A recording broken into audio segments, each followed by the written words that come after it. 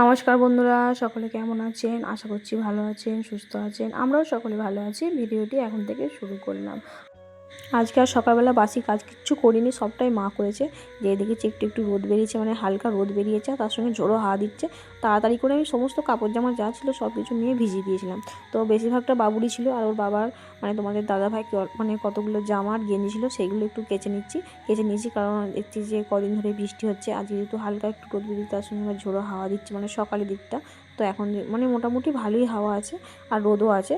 তো ওই জন্য আমি একটু কেচে নিয়েছি। আর মা যে সমস্ত বাসি কাজটা সেরে নিয়েছে, আমি আজ বাসি কাজ কিছু করিনি, কারণ আমি ভেবেই নিয়েছি যখন আজকে একটু রোদ বেরিয়েছে আজকে কাচাকুচিগুলো করে নিই, নাহলে অনেকগুলো জমে যাবে।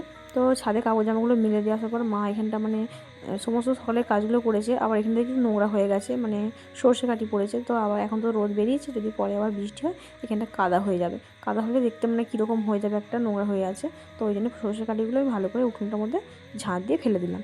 তো ঝাঁট দেওয়ার পর ওকে কিছু খাইয়ে দিয়েছি, মানে দুধ বিস্কুট ছিল।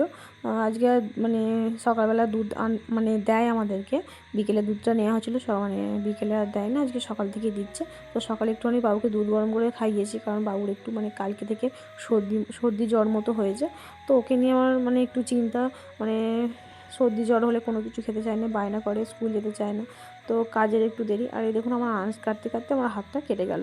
মানে মানে একটা কাজ করতে করতে মনটা তো অন্যদিকে রয়েছে না, বাবু কী করছে, তারপর ছেলেটার শরীরটাও খারাপ। তো কী করা যাবে, হাতটা কেটে গেল। তো এই অবস্থাতে এখানে আনাজগুলো আমি এখন কেটে নিচ্ছি। তো আর এখানে ভাতে আমি জাল দিচ্ছি, আজকে হবে আলু পটলের তরকারি। এই জন্য আলু, পটল, কাঁচা লঙ্কা, আদা, রসুন, পেঁয়াজ সমস্ত কিছু কেটে নিচ্ছি, কেটে ধুয়ে রেখে দিচ্ছি। রান্নাটা মাই আজকে করবে, আমি আর করবো না।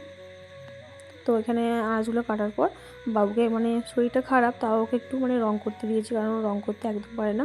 আর এই টেবিলটা কালকে ওর দাদা কিনে নিয়ে এসে দিয়েছে ওকে, মানে পড়ার জন্য কদিন ধরে বায়না করছিল টেবিল লাগবে একটা। তো ওই জন্য কিনে এনে দিয়েছে, আমাদের পাশের একটা দোকান থেকেই নিয়ে এসেছে। আর মা এখানে গেছে পুকুর পাড়ে, মানে পুকুরের দগ মাটি আনতে। কারণ এই গাছটা আমাদের মানে সেগুন গাছটা আমাদের শুকনো হয়ে গেছে, মানে মা বলছে এখন যদি এরকম দগ মাটি মানে পুকুর থেকে তুলে নিয়ে এসে দেওয়া যায়, তাহলে গাছটা হয়তো মানে বাঁচতে পারে। তো বাবুকে স্কুলে পাঠিয়েছিলাম, স্কুল থেকে আসার পর এখানে দেখছি না, তারকেশ্বর থেকে মানে বাবার মন্দিরের ষাঁড় এখানে চলে এসেছে। তো এই মন্দিরের ষাঁড়টা আমরা এখন দেখছি, আর বাবুকে দেখুন দেখছে ষাঁড় এসেছে, যে তারকেশ্বরের ষাঁড়।